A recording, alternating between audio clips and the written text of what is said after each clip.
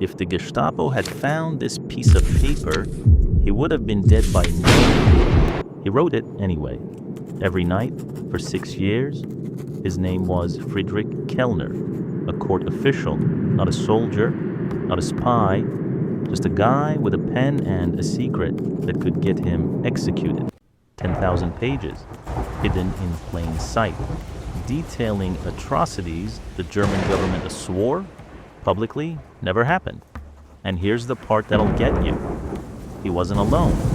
Across Nazi Germany, people just like him were doing the same thing. Soldiers, judges, teachers, even one army officer who ended up secretly saving a man's life in the middle of the Holocaust.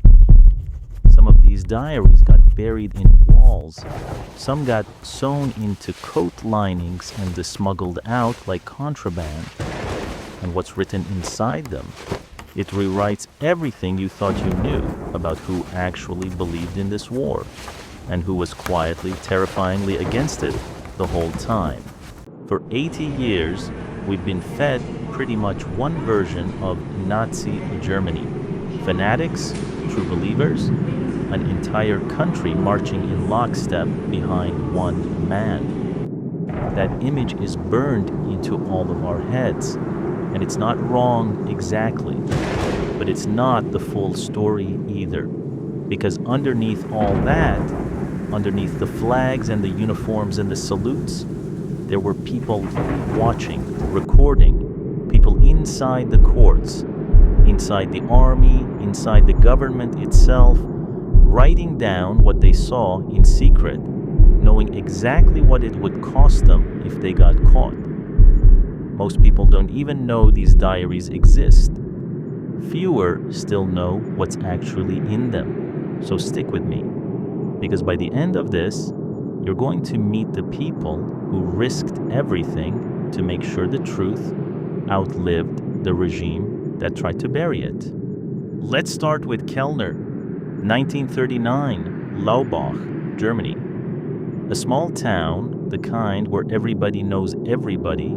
Kellner worked at the local court. Mid-level, unremarkable, the type of job nobody writes books about. But he hated the regime, hated it from the very start. So when the war broke out, he made a decision that still stuns historians today.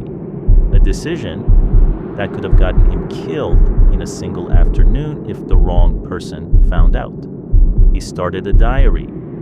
Every night, he sat down and wrote what he'd heard that day. Soldiers home on leave, describing mass shootings on the Eastern Front like it was nothing. Rumors about trains headed toward camps nobody talked about. Local officials actually bragging about violence against their Jewish neighbors. Notebook after notebook, 10 volumes, almost 1,000 entries. Now here's where it gets really dangerous. Kellner didn't hide this thing in some secret vault. He kept it in his home office.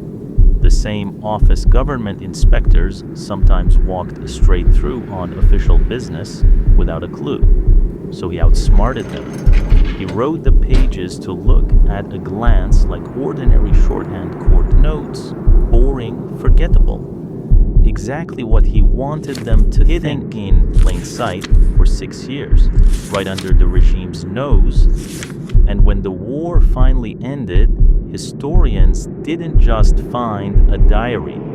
They found one of the most detailed civilian records of the Holocaust ever discovered, written in real time by a man who wasn't supposed to survive telling the truth.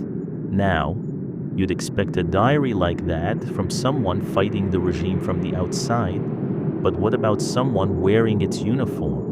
Wilm Hosenfeld, a German army captain stationed in occupied Poland. On paper, exactly what you'd picture.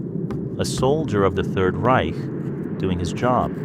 His diary tells a completely different story. In his own private entries, Hosenfeld describes his growing horror, the treatment of Polish civilians, the disappearance of Jewish families from the Warsaw ghetto right in front of him. He questioned in ink how his own country could be capable of this.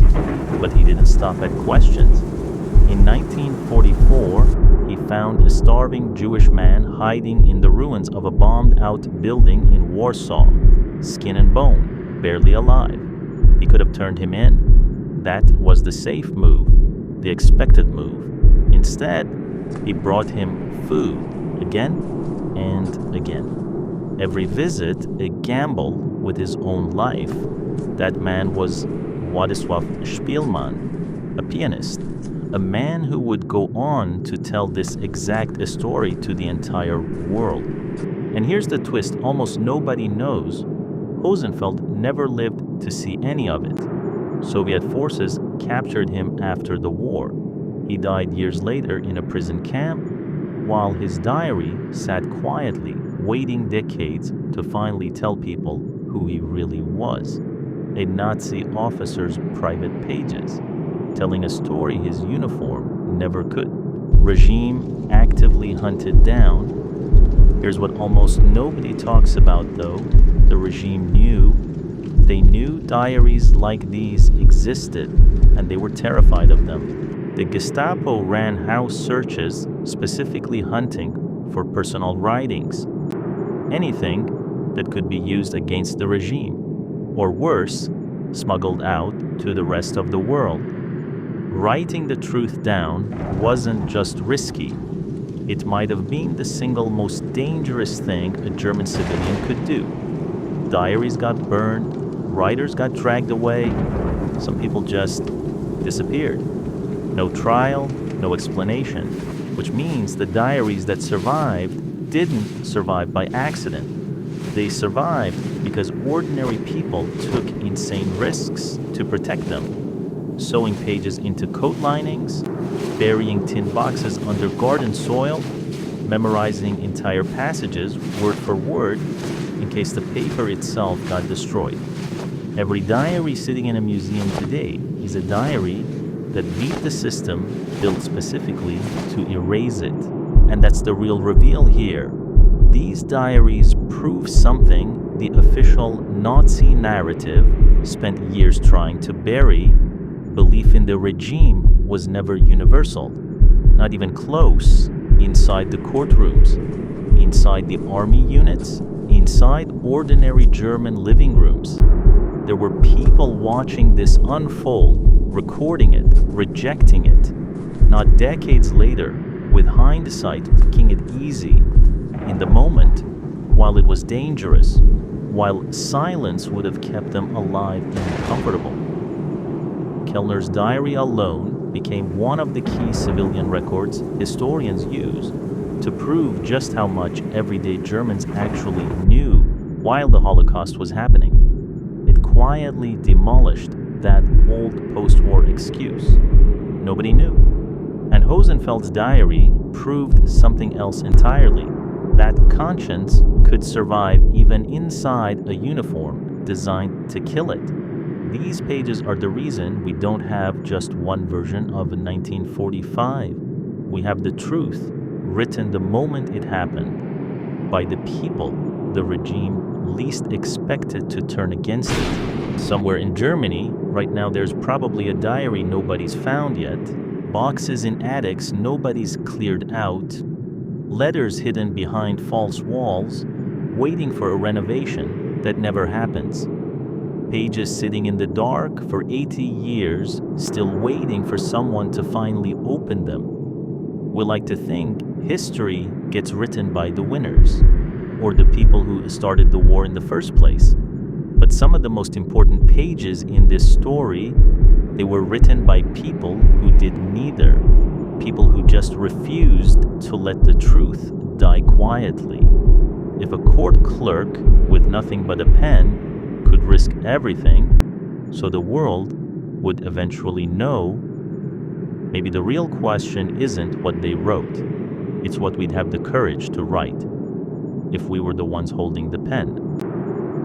And there's one diary we haven't talked about yet. One that wasn't found for 40 years. One that was hidden somewhere nobody thought to look. That's next.